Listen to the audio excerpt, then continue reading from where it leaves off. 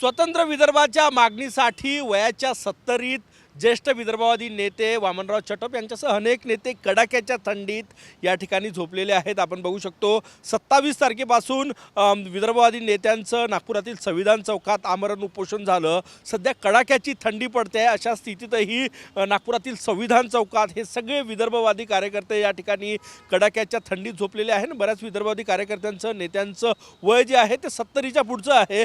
या वयातही हे सगळे नेते मग केदार साहेब असो किंवा या ठिकाणी वामनराव चटप असो दोघांचंही वय 70च्या पुढे आहे आणि या कडाक्याच्या थंडीत आमरण उपोषण करतात. रात्रभर याच थंडीत ते झोपले होते. वामनराव चटप यांना विचारूया, सर कडाक्याची थंडी आहे, आमरण उपोषणाचा आजचा 4था दिवस, तुम्ही या उघड्यावर दिवस काढला, पूर्ण रात्र काढली? नाही, हे आम्ही 27 पासून सगळ्याच रात्राही अशाच कुडकुडत काढले आहे.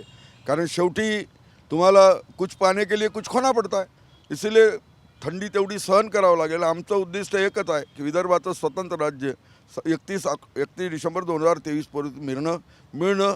कारण आम्ही म्हटलं आहे मिशन 2023 अंतर्गत विदर्भ मिळवून अभी नाही तो कभी नाही. म्हणून आम्हाला एवढं सहन करावं लागेल.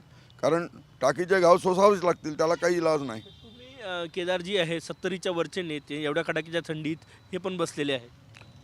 कडाक्याच्या थंडीत केदार साहेबांचं वय 78 वर्षाचं, माझं 72 वर्षाचं, माझ्या शेजारी झोपलेले विठ्ठलराव दोरखंडे यांचं 73 वर्षाचं, शेजारचे निळकंठराव घोगळे यांचं 74 वर्षाचं, त्या लांबटताई जवळजवळ 77 वर्षाच्या.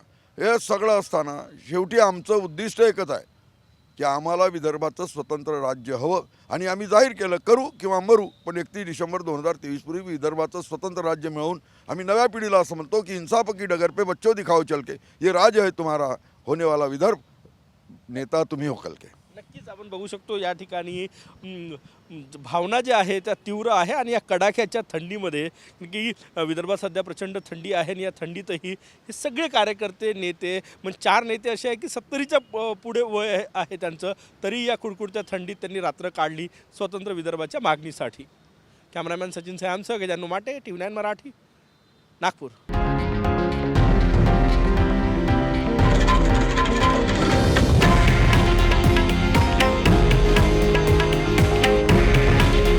हे आहे देशातील नंबर 1 न्यूज नेटवर्क आणि आपण पाहत आहात TV9 मराठी.